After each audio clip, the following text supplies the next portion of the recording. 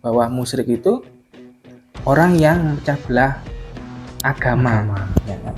Namanya musyrik dari akar mu dan sirik. Mu itu orangnya, sirik itu perbuatannya. Lama kita nggak ketemu ya kayaknya, seminggu lebih setahun ya.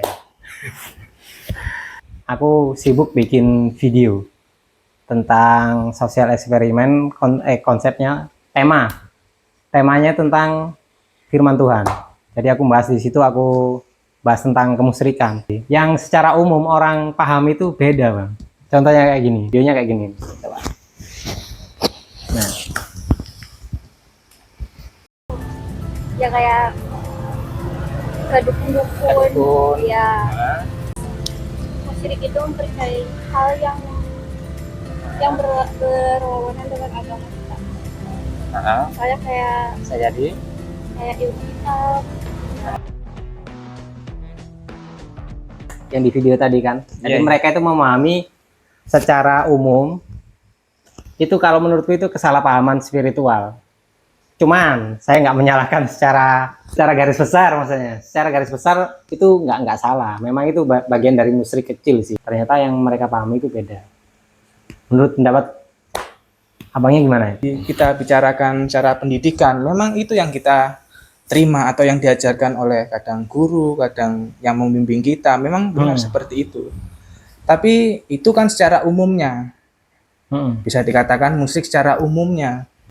Kalau yang saya tahu tentang musyrik itu, kita memiliki banyak keyakinan. Kan? Kita memiliki banyak keyakinan. Kalau di Al-Quran, ya ada suratnya di situ bahwa musyrik itu orang yang memecah belah agama. Ya kan, di sini ada. Saya pernah baca kalau nggak salah di situ ya. Orang musyrik itu orang yang memecah belah agama, yaitu tadi. Kalau kita nggak tahu artinya, semisal makan atau minum, jadi kita juga salah paham semuanya, ya kan. Contoh tadi udah dijelaskan tadi Bang Sandi ya, bahwa kita harus tahu dulu ya secara universal gitu ya. Kenyataan dalam dunia alam hari ini manusia ya, sosial manusia itu ada 3. Kebenaran subjektif, kebenaran objektif, dan kebenaran hakiki itu sendiri. Kebenaran hakiki berarti kebenaran dari Tuhan. Nah, Tuhan yang mana gitu. Kita harus tahu itu. Jadi kita harus satu frekuensi bahwa kemusyrikan ini dari tata bahasa Arab, ya kan? Bahasa Arab. Ya, dari tata bahasa Arab. Akar katanya dari mu dan sirik. Ya, orang yang menduakan. Berarti contoh, orang yang menduakan, contoh ya, ini musyrik. Berarti kalau saya menduakan istri saya, ya, kalau saya menduakan istri saya, berarti harus ada perempuan yang lain gitu loh. Setelah itu, kan gini, namanya musyrik dari akar mu dan sirik. Mu itu orangnya, sirik itu perbuatannya. Jadi sirik itu menduakan. 42 ayat 11, bahwa Tuhan itu laisa kamitslihi syai'un. Tidak ada yang serupa. Orang umum hari ini, secara umum hari ini menduakan secara pakai akik, pakai pohon, pakai itu sama dengan apa? Ya itu tadi, Tuhan itu laisa kamitslihi syai'un, enggak ada yang duanya. Surah An-Nisa 448 itu berbicara bahwa orang berbuat syirik itu dosa besar. Ya kan? 416 orang syirik itu adalah tersesat sejauh-jauhnya. Kemusyrikan ini adalah ujung tombak sebenarnya, ujung tombak manusia. Kalau semua manusia di alam semesta tadi paham tentang kemusyrikan, yakin dunia ini akan sejahtera. Alhamdulillahi Rabbil alamin. Rabbil alamin, pengatur alam semesta. Terus di dalam An-Nas terakhir, surat terakhir, Qul a'udzu binnas. Robnya manusia, pengatur manusia. Jadi dari ayat ini aja, dari ayat awal dan akhir ini aja, kita sudah tahu sebenarnya gitu. Yang bisa dimusyrikan ini gitu. Apa? Tentang apa?